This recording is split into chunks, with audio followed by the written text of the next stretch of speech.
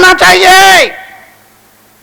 इसलिए सुबह जब सोकर उठो तो नाश्ता करने से पहले उस प्रभु के चरणों में भावना का, आस्था का अर्घ समर्पण कर देना, तो तुम्हारा वो दिन मंगलमय हो जाएगा, सुखकर हो जाएगा, शुभमय हो जाएगा। नाश्ता से पहले आस्था, नाश्ता से पहले आस्था।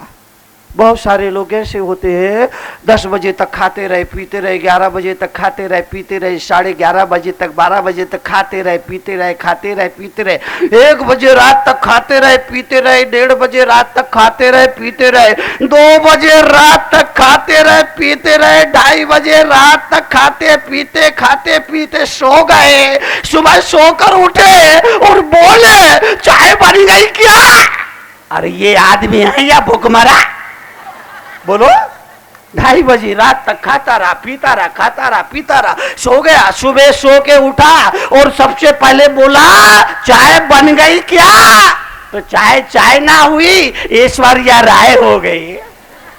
आशीर्वाद जीवन के लिए, जीवन के परिवर्तन के लिए सुबह सोकर उठो तो परमपिता परमात्मा के चरणों में आस्था का अर्घ समर्पित करो। सुबह की प्रार्थना में बड़ी ताकत होती है, सुबह की प्रार्थना में बड़ी ताकत होती है, सुबह की प्रार्थना में बड़ी ताकत होती है। इसलिए सुबह सुबह उठो, प्रार्थना करो। दिन की शुरुआत प्रार्थना से करो। रात जब सोने के लिए अपने बिस्तर पर लेटो, तकिए पर सिर रखो, सबसे गुड नाइट कर लो। तो तरुण सागर की एक बात ध्यान रखना, सोने से पहले प्रार्थना करना और कहना मेरे मालिक, अगर तूने मुझे कल का सूरज दिखाया तो सुबह उठकर तुझे धन्यवाद दूंगा, और सूरज नहीं दिखाया तो मेरा आखिरी प्रणाम स्वीकार कर। इतना कह के सो जाना, इतना कह के सो जाना।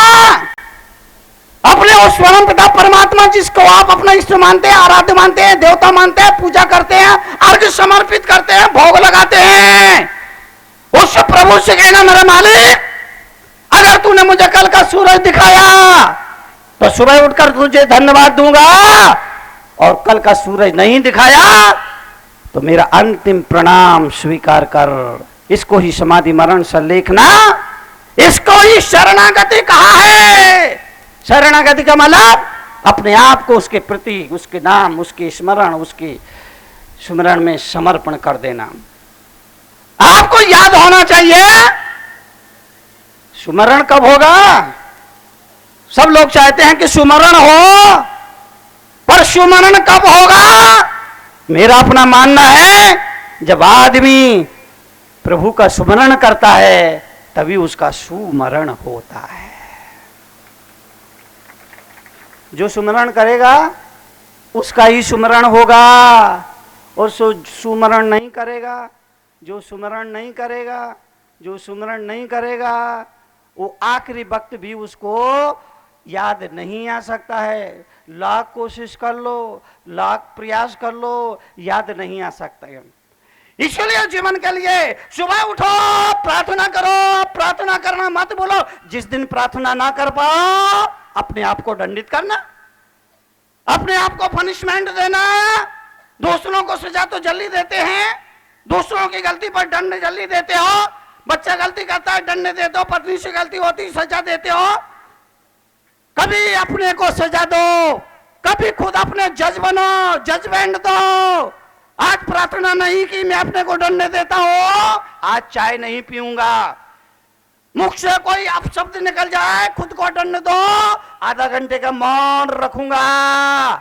अगर भोजन करते समय विवेक नहीं रखा कि ये भक्ष्य है, अभक्ष्य है, शुद्ध है, अशुद्ध है, मेरे खाने जैसा है या नहीं है, शाकाहार है या मांसाहार है, अगर इतना विवेक नहीं रखा, कोई गलत चीज का भक्षण कर लिया, अपने को दंड दो। आज मैं 2 बार से ज्यादा मोह नहीं चलाऊंगा, 2 बार से ज्यादा मोह नहीं चलाऊंगा। अभी आपका मुख कितने बार चलता है? अभी आपका मुख कितने बार चलता है? बोलो, कितने बार झूठा होता है? कितने बार?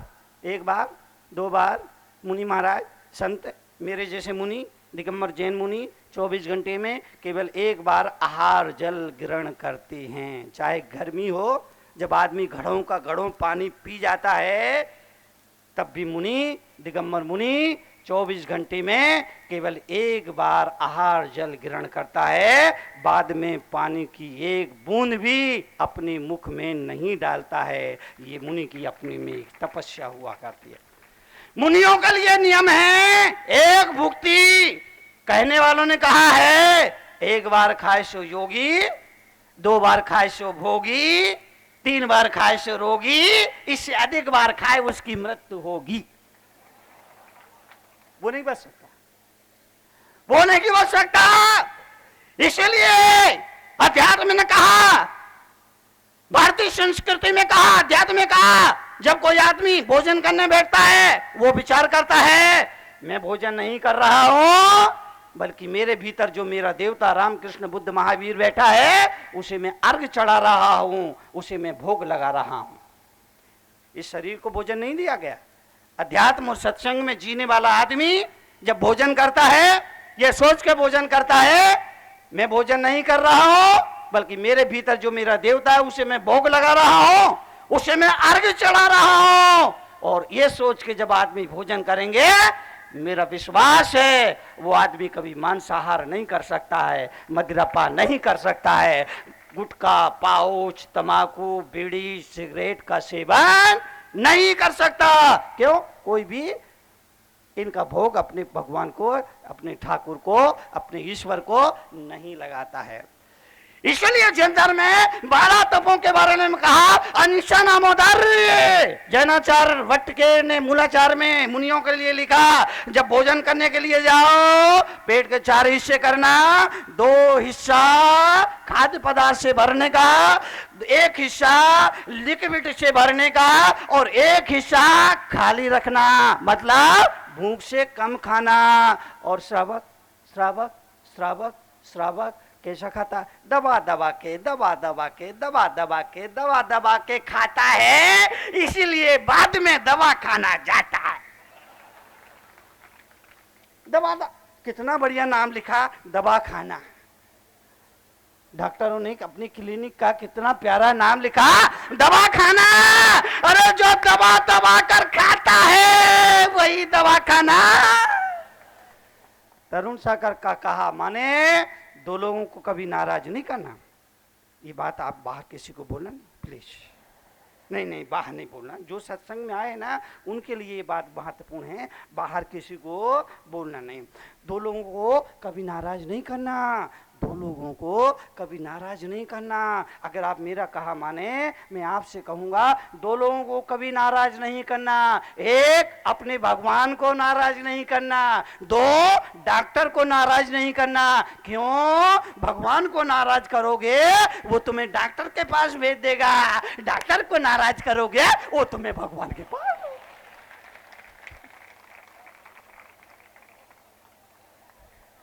आपसे निवेदन, जीवन के लिए, जीवन के परिवर्तन के लिए स्वस्थ रहना है।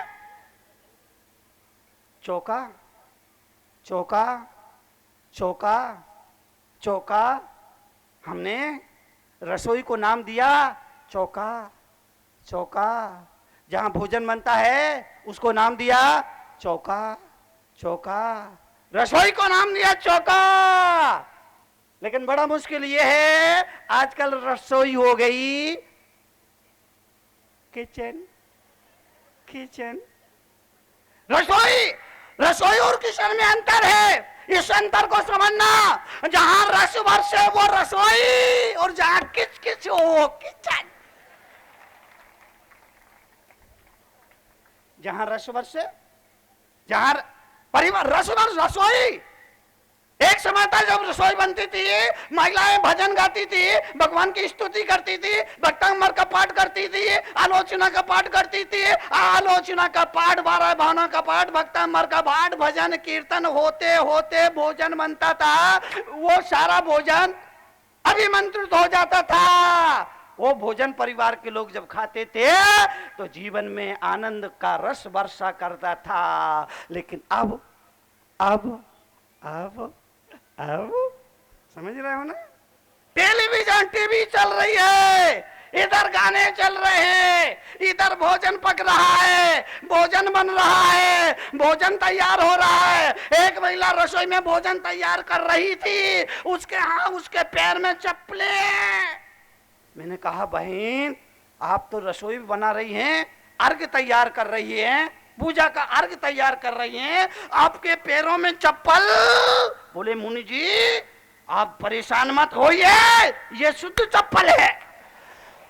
मेरा माथा ठनका। तरुण सागर तुमको दुनिया का ख्याल खबर रहती है, लेकिन शुद्ध चप्पल कब हो गई ये तुमको मालूम ही नहीं पड़ा। मैंने उस महिला से कहा, बहन से कहा, बहन ये चप्पल। बोला मुनि जी आप चिंता मत करिए, यह शुद्ध चप्पल है। फिर मैंने उस बहन से कहा, बहन शाम को तेरा पति दुकान से आए, चप्पल हाथ में लेना, पति के सिर में 2 लगाना। पति गुस्सा करे तो बोलना खाम खा क्यों नाराज होते हो जी, ये तो शुद्ध चप्पल है। पैरों में चप्पल, रसोई तैयार हो रही है, भोजन तैयार हो रहा है, पैरों में चप्पल। पहले हमारे घर बनते थे, घर में सबसे पहले दरवाजे से प्रवेश करने से पहले देहरी हुआ करती थी। वो देहरी लाइन ऑफ कंट्रोल का काम करती थी, लक्ष्मण का रेखा का काम करती थी। वो देहरी करती थी जूते इसके अंदर नहीं जाए। वो देहरी कहती थी अन्याय की कमाई इससे अंदर नहीं जाएगी। वो देहरी इस बात का इशारा करती थी पाप की कमाई इसके अंदर नहीं जाएगी। वो देहरी चेताती थी जिस पर किसी विधवा का हक हो, जिस दौलत पर किसी बच्चे का हक हो, जिस दौलत पर किसी धर्म पुरुष का हक हो, वो पैसा इस देहरी के अंदर नहीं जाएगा। वो खबरदार करती थी आदमी को, वो देहरी खबरदार करती थी। आजकल जो घर बनते हैं मालूम ही नहीं पड़ता चप्पलें कहां उतारना। समझना बात को, मालूम ही कि नहीं पड़ता कि चप्पल कहां उतारना। इसीलिए वो चप्पल जूते कहां तक पहुंच गए? बोलो बोलो, किचन किचन किचन किचन तक पहुंच गए। रसोई और किचन में अर्क को समझना आपसे निवेदन करना चाहता हूं। चौका, जहां 4 चीजों का विचार किया जाए वो चौका। 4 चीजों का विचार किया जाए, कहां, कब, कितना, क्यों। कहां, कैसे, कितना, कब, क्यों। मतलब कितना खाना, कब खाना, कैसे खाना, क्यों खाना। 4 बातें। चौके में 4 बातों का विचार किया जाता है। कब खाना, कितना खाना, कैसे खाना, क्यों खाना। 4 बातें। कब खाना, कब खाना, बोलो कब खाना, कब खाना, कब खाना, कब खाना। मां भी ने 4 बातें कही। दिन का बना रात में नहीं खाना, रात का बना दिन में नहीं खाना, दिन का बना रात का बना दिन में नहीं खाना, दिन का बना रात में नहीं खाना, रात का बना रात में नहीं खाना, केवल दिन का बना दिन में खाना। कब खाना, कब खाना, पहला क्वेश्चन मार्क। कब खाना, कब खाना, कितना खाना, कितना खाना, कितना खाना। भूख से कम खाना, भूख से कम खाना। अभी तो हालात ये है अचत नैया पचत नैया, सामने आ जाए तो बचत नैया। अभी तो हालात ये है अचत नैया पचत नैया, सामने आ जाए तो बचत नैया। कब खाना, कितना खाना, कैसे खाना। तीसरा क्वेश्चन, कैसे खाना, कैसे खाना, कैसे खाना। बैठ के खाना, बैठ के खाना, शांत चित्त हो उस वक्त खाना, गुस्से में नहीं खाना, मन में कोई उथल पुथल मची है उस समय नहीं खाना, वरना भोजन भी जहर का काम करेगा, भोजन भी जहर का काम करेगा।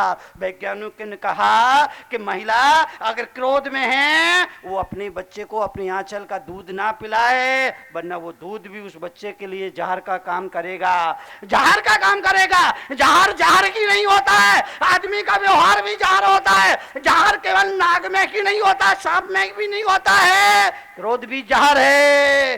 रात 12 बजे पत्नी ने अपने पति को सोते से उठाया और उठा करके उसके सामने एक गिलास दूध रख दिया।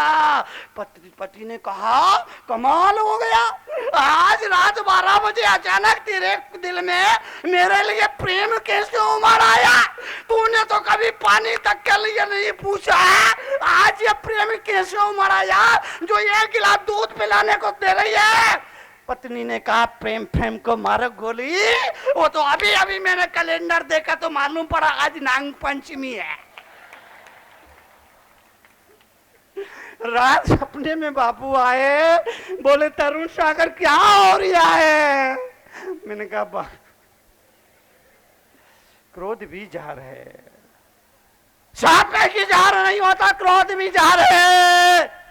जब मन में गुस्सा हो भोजन मत करिए, मन में क्रोध हो भोजन मत करिए, मन में नफरत हो, घृणा हो, अशांति हो, भोजन मत करिए। शांत चित्त होकर बैठ करके भोजन करिए, खड़े खड़े भोजन मत करिए, चलते चलते भोजन मत करिए। पर अब क्या हो रहा है, अब क्या हो रहा है, अब क्या हो रहा है? आजकल तो एक नई परंपरा चल गई है, क्या बोलते हैं उसको, शादी विवाह में क्या बोलते हैं उसको, हैं क्या बोलते हैं?